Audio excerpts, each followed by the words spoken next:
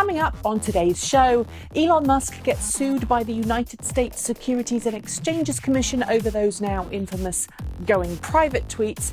Nissan quietly increases the price of its replacement Leaf battery packs, and BMW announces a new battery pack for the 2019 i3 with increased range to over 153 miles, 246 kilometers. These stories and more coming next. Welcome to another roundup in the world of cleaner, greener, safer and smarter transportation. There's a lot to cram in today, so let's get on with our first news story. Elon Musk, CEO of Tesla, has officially been sued by the US Securities and Exchanges Commission in the US District Court in Manhattan for the series of tweets he made back in August this year. These tweets concerned a potential privatization of Tesla and stated that Musk had funding secured for the privatization, implying that the transaction only required shareholder approval to go ahead. The SEC alleges that Musk had not discussed nor confirmed key deal terms, including price, with any funding source before making those tweets.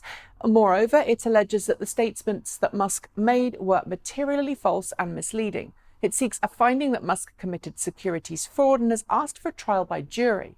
If found guilty, Musk's punishments could include fines and being banned from being an officer or director of another public company in the future.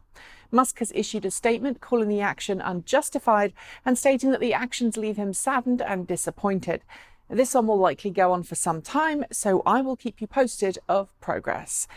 At the recent IAA commercial vehicle show in Hanover, Germany, Ford made a surprise, quiet reveal of an autonomous truck prototype called the F-Vision.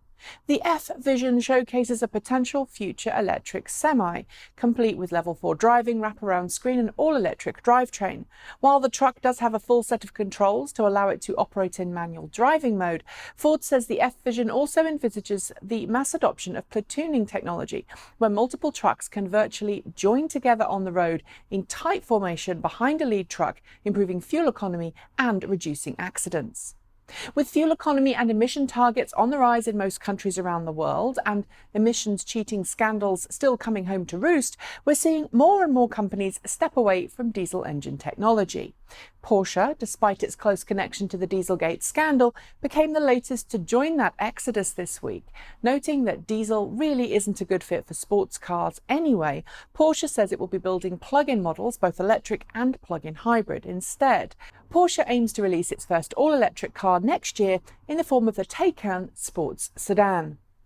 Could you live without your car for a month? That's the question being asked by car-sharing service Lyft, which is looking for volunteers across 36 or so US cities to hang their car keys up for a month. In exchange, it will offer somewhere in the region of $500 to $600 of Lyft credits, and in some cities like Portland, Oregon, the deal is being further sweetened with credits to use other means of transport like the TriMet and Portland's Biketown bicycle share service.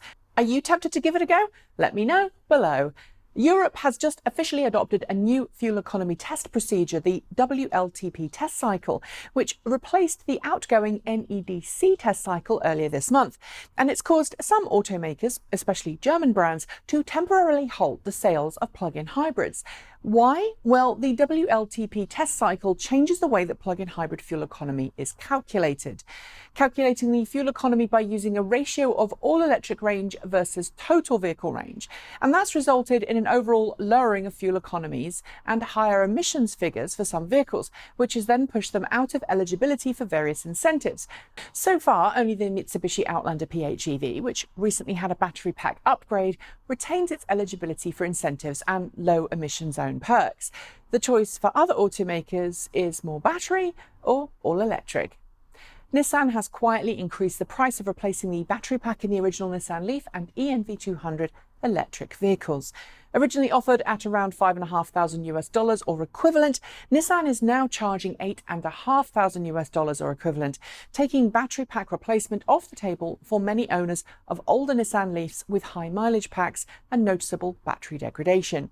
Nissan hasn't confirmed the reason for the price hike at the time of filming. Just under 2 weeks after unveiling its e-tron electric SUV, Audi has confirmed now that it's got 10,000 deposits from eager customers, with around 30% of the orders coming from private customers and 70% coming from commercial buyers.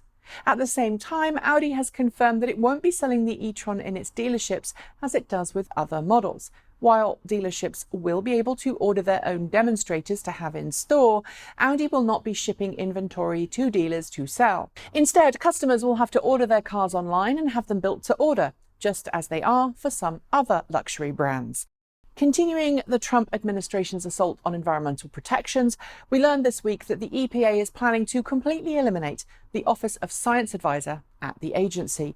Currently, the Science Advisor reports directly to the EPA Administrator, but now the EPA hopes to merge its role with another one that would place any findings previously from the Science Advisor to go up 2 rungs of the administrative ladder before it even reached the Administrator.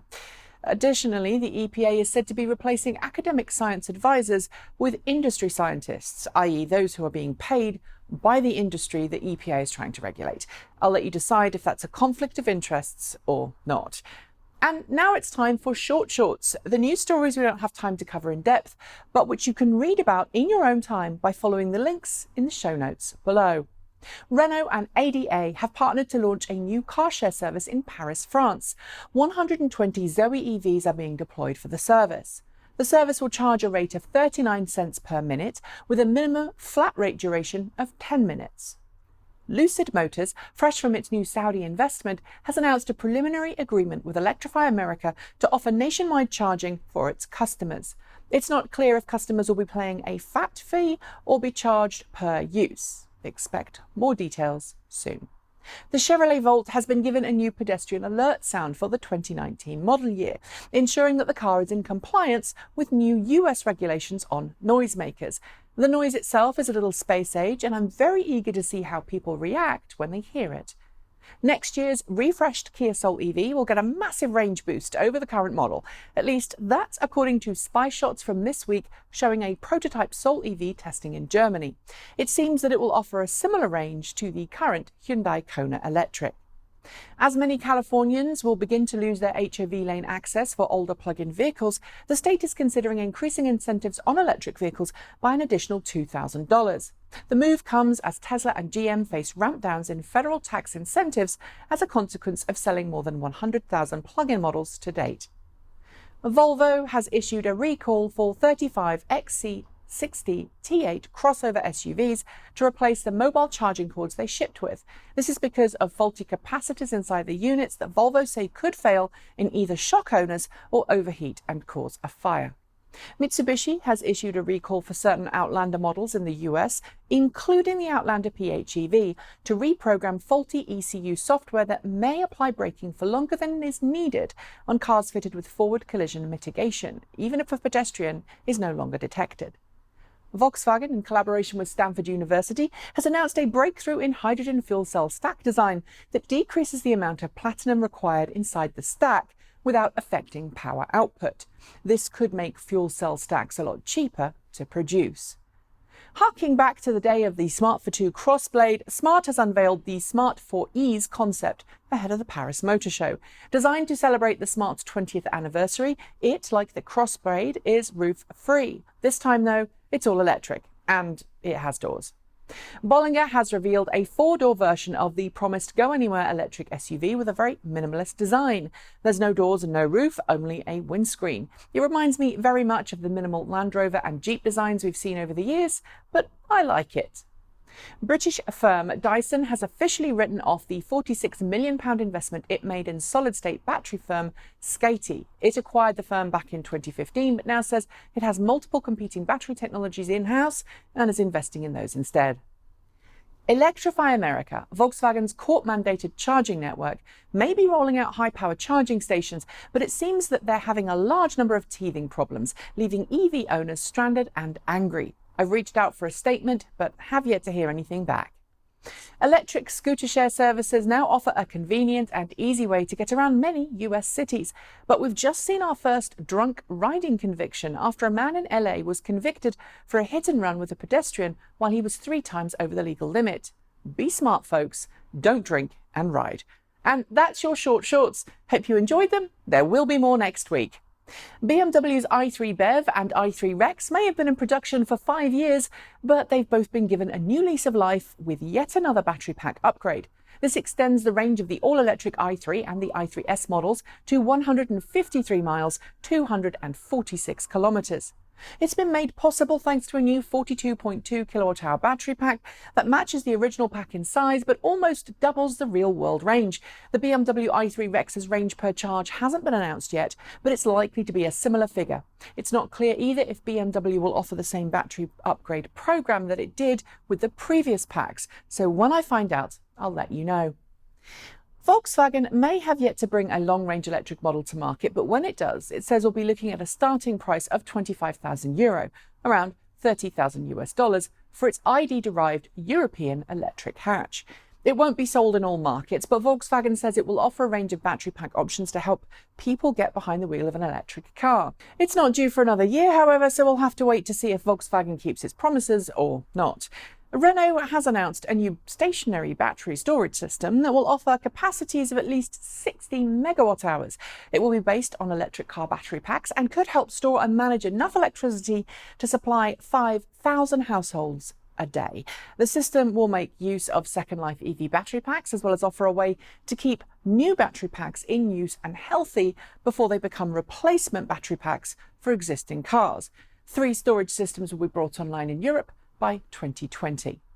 And finally, many of us are guilty of spending more time behind the wheel than we should, and perhaps spending less time walking or cycling.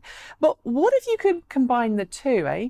Well, that's the idea behind the truly bonkers Fit car, a one-off from a Saudi-based investor working in collaboration with a Dutch engineering company. Instead of traditional controls, you have to pedal to get the car to move. The faster you pedal, the faster the car goes.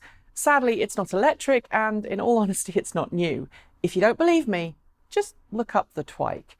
And on that note, it's the end of this week's show. As usual, like, comment, subscribe, and support us using the links below. And if you want to show your love without spending any money, why not give us some social media love and keep the buzz buzzing? And if you fancy it, why not check out some new swag from our new shop below? At least it is below if you're watching this on YouTube in a web browser. We've got some new designs in the pipeline, including a special edition Halloween offer, so do check it out. Okay, that really is it. Thanks for joining me, and as always, don't forget to be better, smarter, and kinder. Keep evolving.